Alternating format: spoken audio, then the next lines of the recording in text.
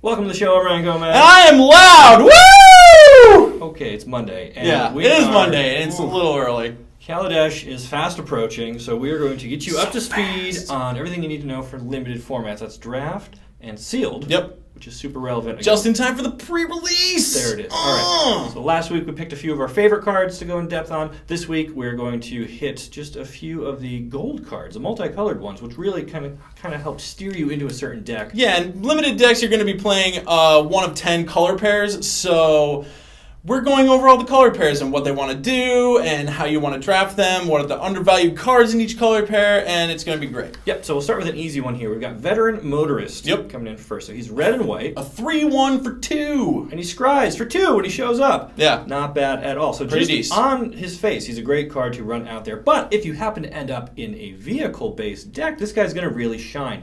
There's a lot of other great pilots that are also in red and white, so you'll be able to draft those, or if your sealed pool has enough of them, hit critical mass, get a few vehicles in there as well.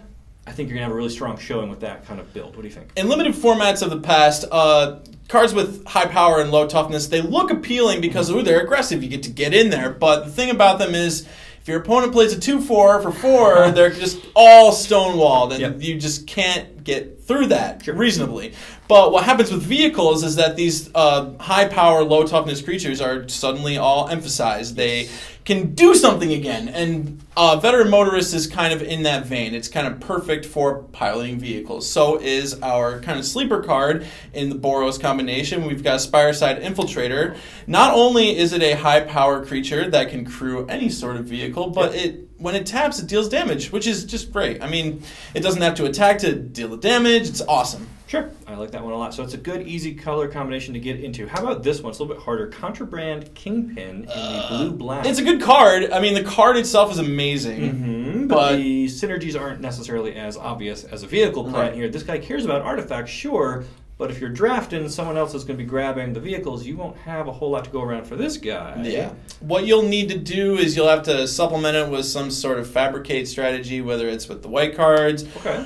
But yeah, you're going to need to prioritize artifacts a lot if you're black-blue. Not even just for this card. A lot of the sleeper cards in black-blue also want you to have artifacts, like Fastwing Smith. It's a hill giant on its face, but what happens is if you have artifacts, it gives you flying. So yeah, it's an excellent rate as long as you have the artifacts. Yes, and one advantage of the Kingpin here, he's got that nice 4 toughness and lifelink tacked on there, so he's going to be really good at just kind of buying you time to find the artifacts in your deck. Hell yeah! Get him out, he will buy you time. All right, Hazardous Conditions. It's a sweeper. We talked about it last week. We did, yep. So it rewards you for keeping counters on your own guys rather than spreading yourself out, which plays right into what some of the Aetherborn creatures want to do. They have Fabricate, a lot of the black ones do, so they can just build themselves up, survive the hazardous conditions, and really punish your opponent who tried to go wide on a Thopter or Servo kind of strategy. Everything Golgari has ever done in Limited, basically ever, it's just a mid-range deck to where you're just trying to grind your opponent out. So there are not going to be any sleepers. Nothing's going to just sneak up on you in this color combination and be like, oh, this is awesome. It's not trying to do anything sneaky like that. So what you want to do is just prioritize removal, efficient creatures, some fatties, and you'll be fine. Sure. All right, the last one on our list here today. We've got Engineered Might. Awesome card. It is. It's a modal sorcery. It's a good color combination, green and white. You get to pick between making one thing really, really big and trampoly, or lots of littler things, kind of bigger, with vigilance. Which is sweet, because if you're going wide, you want all your creatures to get big and have vigilance. And if you go tall, the bane of your existence is chump blockers. Exactly. So trample is really useful there. So I like it. It's flexible. It fits into either kind of way of playing. The only catch is it's a sorcery, so make sure you get it in before combat and really commit to your choice. Yeah, it's really hard to force this card in there when they've got mana up, so make sure they're tapped out if you can. Seems like that's the way you'd want to go. All right, well, I think that's it. That's a good snapshot of some of the obvious strategies in Limited based on the gold cards that we've got here. We're going to have more the rest of the week. We want you to be ready and rearing to go come pre-release this weekend.